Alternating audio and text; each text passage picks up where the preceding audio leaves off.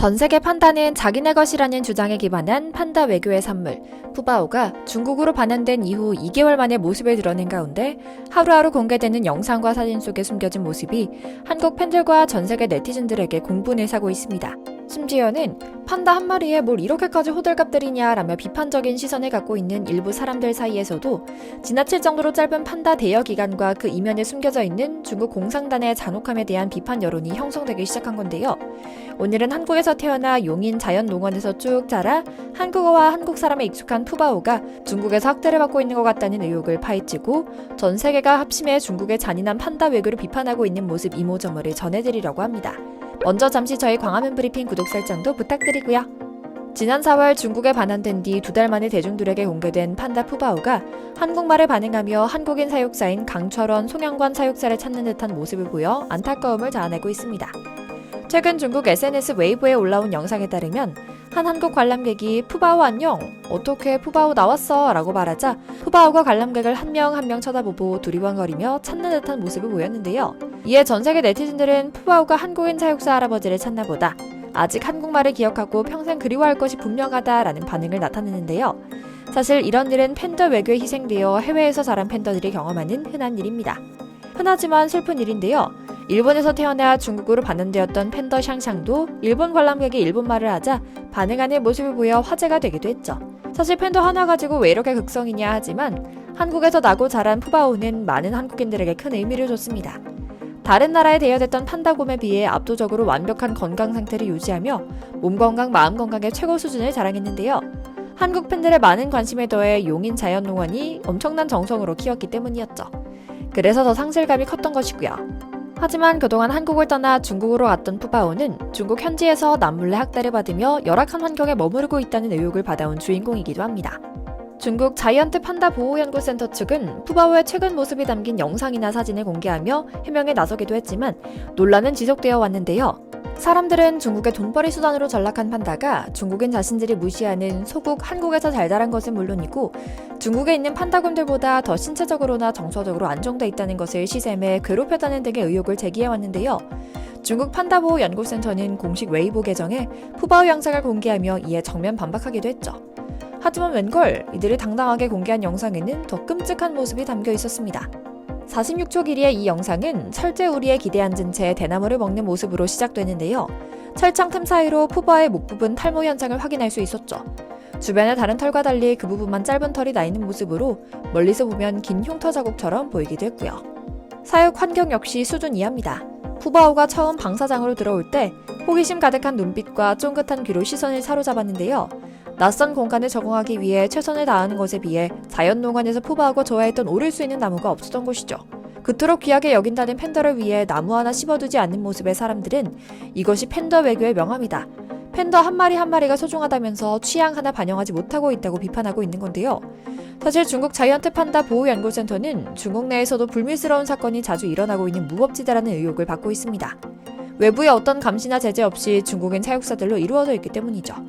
실제로 푸바오의 부모 팬더 또한 에버랜드로 오기 전 중국에서 학대 의혹에 시달리며 편하지 못한 시절을 보냈던 전적도 있습니다. 어린 시절에 사육사에게 손찌검을 당하며 자라고 해당 사육사가 해고될 때까지 물리적인 학대는 계속됐거든요. 사실상 인위적으로 교미시키는 것조차 힘들다고 판단될 정도로 상태가 안 좋았죠. 그래서인지 최근 중국은 푸바오 학대 의혹에 대해 매우 예민한 반응을 보였던 겁니다. 푸바오의 중국 사육사는 푸바오가 한국에서 많은 사랑을 받았기 때문에 최대한 풍부한 환경을 제공하고 있다. 푸바오의 탈모는 건강 이상이 아니다. 푸바오가 장난꾸러기라 벽이나 난간에 문지르고 돌다가 변색된 흔적일 뿐이다. 판다는 자주 씻기면 오히려 다른 질병을 유발할 수 있다. 정수리에 생긴 흉터는 미인점이다. 케이지 적응 훈련을 할 때 케이지 손잡이와 모서리에 기대고 자다 생긴 것이다. 판다 경험이 적은 한국 사람들은 잘 모를 것이라며 이해 못할 말들을 늘어놓기에 바빴죠. 하지만 웬걸 한국과 중국의 푸바오 팬들은 곧바로 사육사의 과도한 목졸 훈련에 따른 상처라는 것을 짚어냅니다. 또한 밥을 먹을 때 이 근처에서 경련이 일어나는 장면을 포착하곤 더 큰 논란을 불러일으키기도 했죠. 물론 중국에서 푸바오를 직접 본 수의사들은 중국 환경이 아직 낯설고 두려울 거라고 합니다.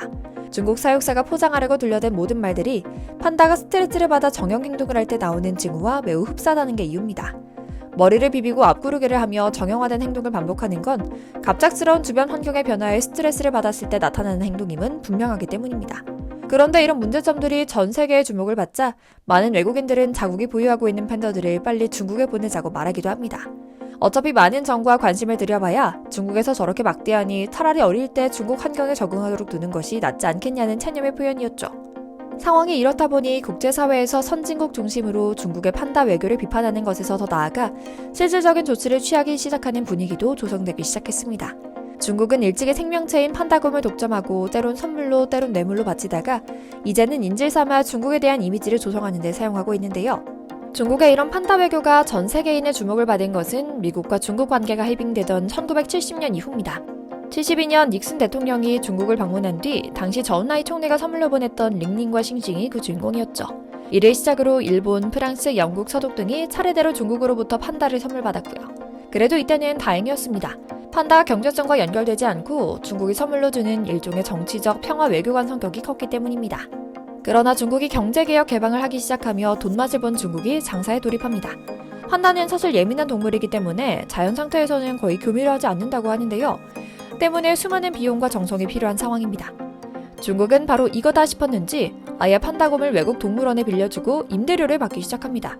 비용도 떠넘기고 책임도 떠넘겼다가 마지막에 단물만 쏙 빨아먹는 식의 비즈니스 모델이었습니다. 실제로 약 10년으로 설정된 판다 임대 기간 동안 상대국은 중국에 약 1,000만 불을 지불하고 연간 평균 50만 불의 임대료를 내는 것으로 알려져 있고요. 그러면서 특전이랍시고 혜택도 줍니다.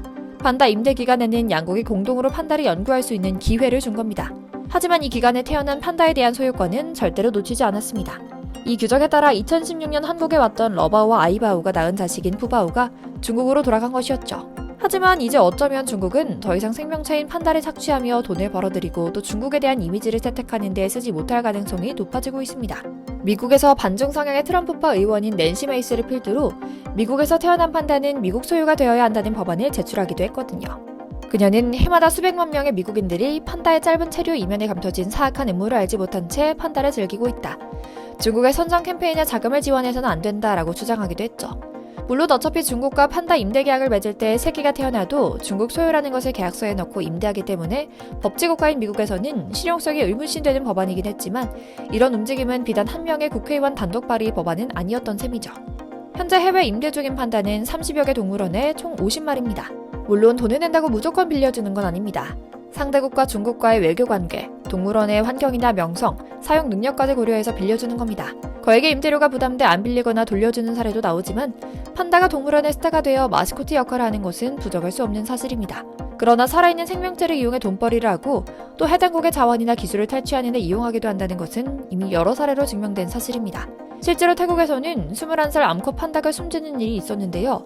몸 상태가 좋지 않았고 실제로 고령으로 죽은 것이 분명하고 또 수명이 보통 25년에서 30년 정도이기 때문에 마냥 이상하지 않음에도 중국은 사망 진상규명팀을 꾸려 태국으로 보낸 다음 중국의 자랑인 판다를 제대로 돌보지 않아 죽음으로 이르겠다고 비난합니다. 더 나아가 태국의 중국에 반환해야 할 판다가 죽었으니 1,500만 바트, 즉 하나로 5억 넘게 보상금을 내라는 청구서를 보내기도 했죠. 정말 이 정도면 판다 외교가 아니라 판다 사기 판다 피신이라고 해도 과언이 아닌데요. 이에 영국 BBC는 판다는 중국의 돈 버는 수단이자 이익을 취하기 위한 수단이라고 강하게 비난하기도 했죠. 중국은 외국의 기술과 무역협정과 판다를 바꾸려 하며 중국이 판다를 독점해 임대를 준 판다가 새끼를 낳으면 중국의 재산이 되어 반드시 중국으로 보내져야 한다는 이상한 논리를 앞세우고 있다고 말입니다. 지금 중국 공산당 정부는 푸바오가 평안하고 행복하게 지낸다는 점을 강조하고 있습니다. 자칫하면 판다 외교 전체에 흠집을 낼 수 있기 때문인데요. 더 이상 귀여운 판다곰들이 중국인들의 돈벌이 수단으로 이용되지 않길, 한국어를 듣고 두리번거리는 우리 한국 출신 푸바오가 건강하고 행복하게 지내길 기원하며 오늘 영상 마치겠습니다. 광화문 브리핑 채널 구독, 좋아요도 부탁드리고요. 오늘도 시청해주셔서 감사합니다.